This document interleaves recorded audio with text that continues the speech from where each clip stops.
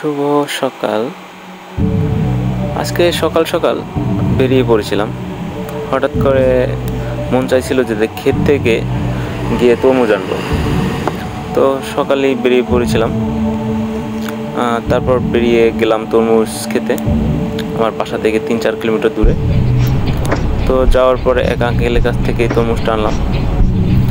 তরমুজটা এনে ফার্স্ট ধুয়ে নিলাম, কারণ অনেক ধরনের সার দিয়ে আসলে এখন বর্তমানে তরমুজগুলোকে বড় করা হয়, তরমুজের পোকা মারা হয়। তো ধুয়ে নিলাম ভালোভাবে বাসায় এনে।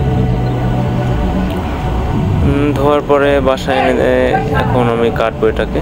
দেখতে পাচ্ছেন কাটছিলাম, আমিও কিছুটা কেটেছি। আমার সাথে আমার দিদা ছিল একজন, দিদা আমাকে সাহায্য করেছে কাটার জন্য।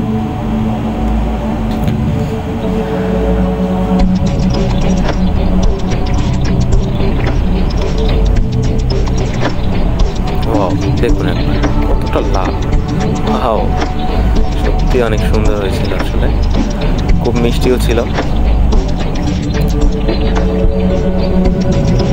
আমার দাদাকে দেওয়া হয়েছে ফার্স্ট।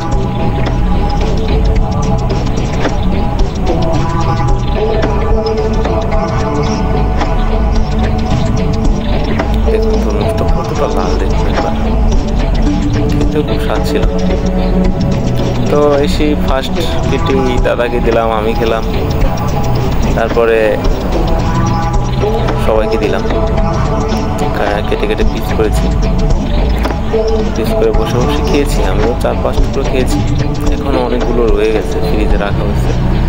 তো পরে খাবো চিন্তা আছে। খুব স্বাদ ছিল আসলে তরমুজটা।